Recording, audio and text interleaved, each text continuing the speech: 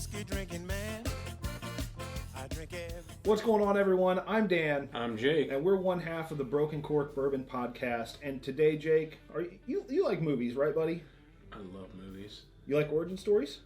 We talking about like a guy being Luke's father? Like that kind of Are we story? talking like Papa Vader here? We could be. No. Oh. No. Do you like origin stories that you can actually, Taste feel and taste and look at? and drink. This one's for you then. All right. Because we have Hard Truth's Origin Series right here in the Broken Corks Bourbon Room. Hard Truth Origin Series limited to only 35 barrels. Super duper limited, my friend.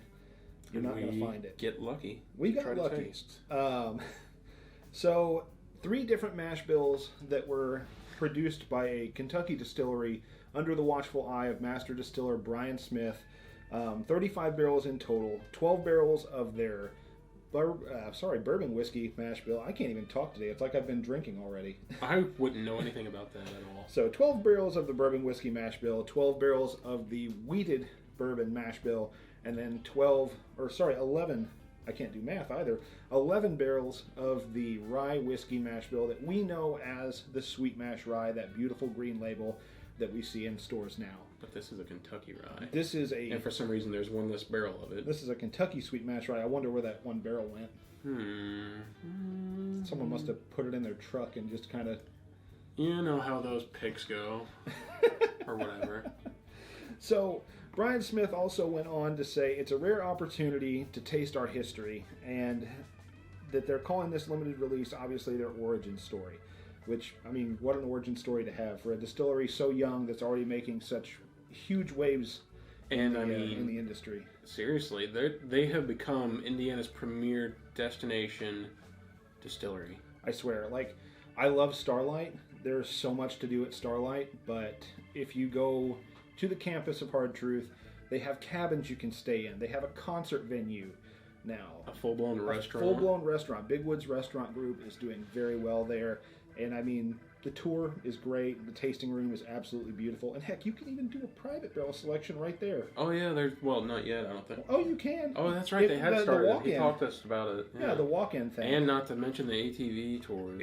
Oh baby, the ATV tours are something special. 200-something acres of pure untamed wilderness. So, really good way to get them started. This is a great way to experience and taste their origins.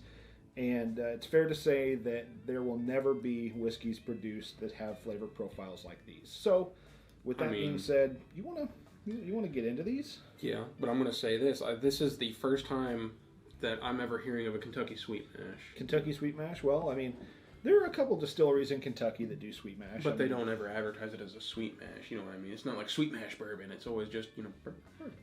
Whereas Hard Truth has gone out of their way to make sure that this is in fact a Sweet Mash compared to Michter's Sour Mash. Son.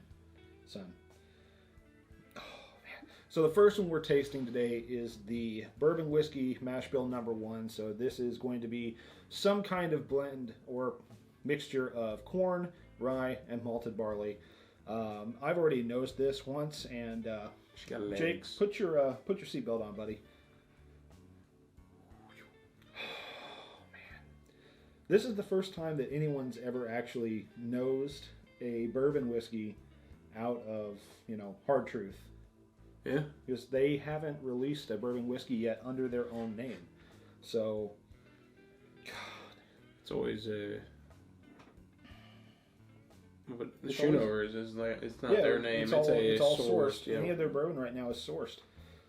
So, this is like big caramel, big vanilla. I'm getting over a cold, so my nose is not the greatest. Oh, man. Big caramel, big vanillas.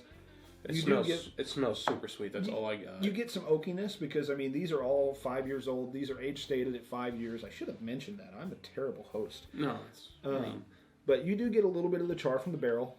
And you do, honestly, I get a little bit of that Rickhouse funk, that Rack House funk. See, I get sweetness and just a little bit of something. I'd call it I almost want to say the age funk, but it's not aged that long. Yeah, it's not a bad funk. So I'm gonna put this in my mouth. Cheers, buddy. Cheers. Now, see, the taste buds work just fine. Followed up by that huge caramel. So good. Just big caramel, vanillas. Everything you want out of beautiful, a bourbon. beautiful bourbon notes. Red fruit even. Like I'm getting like, not that medicinal cherry, but like a Dark cherry. like a dark, like muddled cherry almost. Almost like a chocolate-covered cherry. Yeah, almost like a chocolate-covered cherry. The rye spice comes through really good. Yes. I would say this is probably a higher rye bourbon. 17%. Taking a guess, calling it 17%. Calling it 17. Brian, we'll I don't know anything about it. We'll lean on you for that one if you can or care to disclose. Anyway, man. I'm trying to save some so I can go back for it later. Yeah, I gotta come back to that first. So, moving on then, I guess. The wheated bourbon mash bill, obviously, some mixture of corn, wheat, malted barley. And it's not a 4-grain, so obviously no rye. New rye. So, I would honestly think if it was a 4-grain, you would advertise it as a 4-grain over a wheater if you're putting in wheat. Because who knows what else you could put in here as a grain. This is very, very soft and gentle. Yes, it is. Like putting your toddler to bed gentle. And see, this one I get vanilla. The other one was caramel. This one I get a lot like vanilla. It's soft vanilla. Like a good like a vanilla Tootsie Roll. Like Haagen-Dazs ice cream. Like vanilla bean Haagen-Dazs. Have you ever had vanilla bean Haagen-Dazs? Haagen-Dazs is too rich for my blood. Have you ever had vanilla bean Great Value? No, that's too poor for my blood.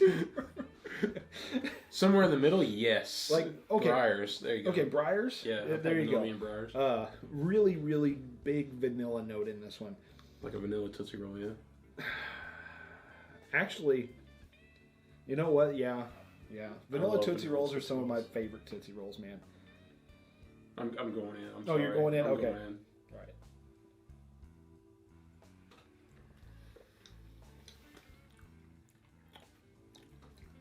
Believe it or not, this might be sweeter. Although the taste is gone. It's very fast. It's kind of a flash in the pan. It's big flavor, big vanillas. There's a resurgence. There's a resurgence. See, I'm getting... I do get that like little tangy bitterness on the side of my tongue, but it's not very bad. It's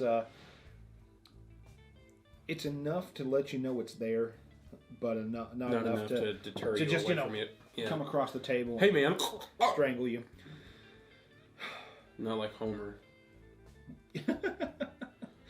All right, taste number 2. Yeah.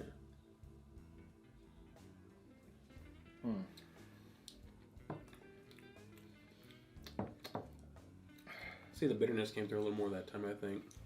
See, and on mine, but there's something acidy there that is really good. That's going with that bitterness. That's making it just perfect. It has a citrusy note to it. On the second sip, you get like orange. You wash away all the alcohol flavor with something fabulous. Not like lemon pledge or anything like that. It's just nice, fresh, like zest, which you don't really expect on a wheated bourbon. You expect those more on your rye whiskeys and sorry, did you rye say bourbons. lemon pledge? I was just no. So, you want to move on to our last one here?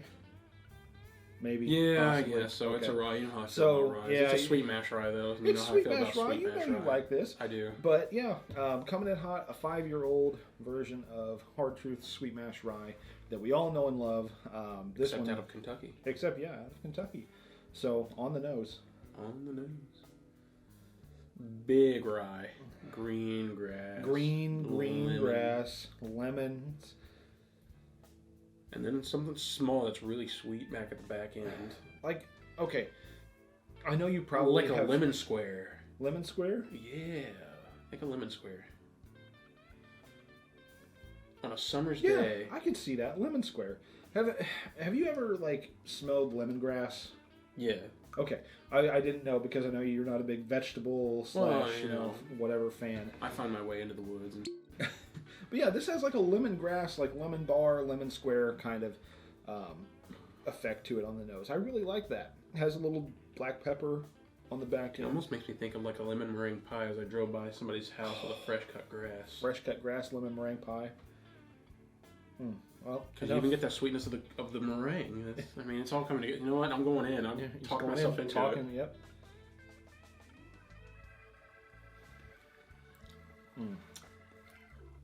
Does not taste like lemon meringue pie though. No, this is a rye whiskey. Sweet. This is a sweet rye whiskey. Haha, sweet mash. Yeah. It's like a. I don't know. It's just, the best way I can put it is like spicy honey. Spicy honey. Yeah, like a honey sriracha. See, and I'm getting a lot of that lemon bar. That lemon bar carrying over from the nose. I get the acidic note of it, but the flavor's not there. I can, you know, not a lot of flavor. Mostly sweet. So, sweet mash. I'm gonna go in for one more, and then we can see about breaking these down.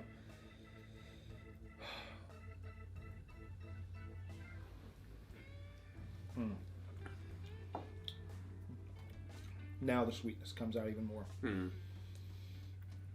He's got to acclimate, I swear. Some of these high proof ones, man, they trick you the first sip every time. These are super tasty, man. And all of these, and see, now that time it's dark chocolate. Yeah. All of them 5 years old. All of them bottled at cask strength. The only downside to these, they were all given out as a form of a pick. Which, if you can find one, grab it. Yeah. So, because you ain't gonna see them. So you wanna kind of break these down for people? Okay, so we want to do the. Before we do that, though, we gotta thank our sponsor for this episode. For thieving it for us. For thieving it for us. Speaking of the thief, we'd like to thank the Thief Fine Wine, Beer, and Spirits out of Walla Walla, Washington, for helping us out, getting on YouTube, and funding all of this equipment, and giving us really the push we needed to get there. So if you're ever out on the West Coast visiting Washington State, pop into the fine wine. I haven't been drinking, I swear. The Thief Fine Wine, Beer, and Spirits. Let them know the Broken Cork sent you, and well, they might give you a high five or something. A firm handshake. For a very firm yet welcoming handshake. A Ron Swanson shake. Yes. Minus the steak and Lagavulin. Well, it's a shake. You don't get the steak and Lagavulin right up front. You got to work for that. Yeah. But thank you to them very much. All of their information and a link to their website will be in the description box below. As well as we want to thank Hard Truth Distilling Company and Brian Smith for providing these bottles to us at no cost to us. Seriously, thank you so much. A big thank you. Saved us a lot of driving because, I said, single barrel picks. They're single barrel picks. We would have to find out who sourced them, who got the picks, where from, and they made it all very easy for us. So thank you, Hard Truth Distilling Company, Brian Smith, for making this happen for us. We couldn't thank you enough. Like I said, all of their description and just a description on the Origin series will be in the description box below, so you can check them out as well. And lastly, if you're enjoying the video so far, you like the content, you like his goofy face and mine, go ahead and drop a like, hit that subscribe button. We'd love to have you in the fold. And comment how dumb we look. Yeah, I don't care what you say. Comments are comments. But anyway, Jake, it's rolling the new segment now. It's time to break it down and give these people the final result. The 3 Ps. The 3 Ps. Purchase, pour, or pass. It's a little segment we started doing on the podcast for the past few episodes, actually. Whenever we have multiples on, usually. If we're doing like a single barrel, then it's, Yeah.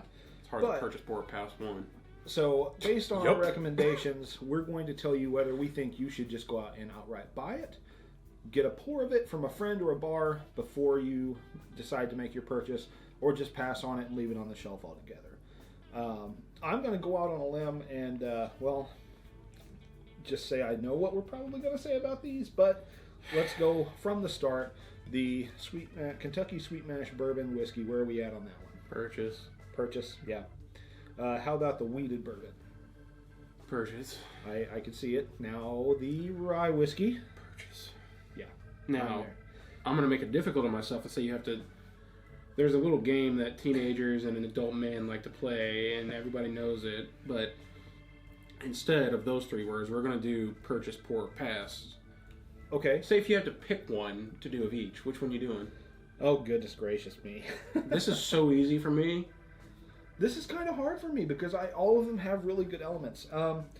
So go ahead and list yours down. I got to think for a second. So, for my pour, it is going to be the Weeder. I think there's something there that some people will not like, and you should definitely try it before you buy it. Out of the three of these, I'm a bourbon drinker, so I'm going to pass on the rye, and obviously this is the sweetest, tastiest thing. It's a little delicate thing, and that sounded weird. Don't take that out of context. This is awesome. This is my purchase, for sure. Okay. Did you get it figured out while I was doing my rambling? Well, and it was making between a weird, these two, like weird statement. Okay, so I am. Are you fine lining it? Well, I'm not gonna fine line it, but I like rye whiskey. I'm a fan of rye whiskey. I like those flavors very much. As a matter of fact, I think your favorite one should be right up here somewhere, if I'm not mistaken. Yeah, the old Foresters over here. Yeah. Yep. Anyway, so I'm actually going to recommend purchasing the rye whiskey. I'm going to say get a pour of the bourbon whiskey, and Really? I'm going to pass on the Weeder. If I had to, it's like a hairline margin. It really is, though. But for me, you know how I feel about these things. Yeah. And it's not even to say, like, you put Hard Truth's regular sweet mash rye up against any of these, that's a hard thing to do, because that's a really good product. Yeah.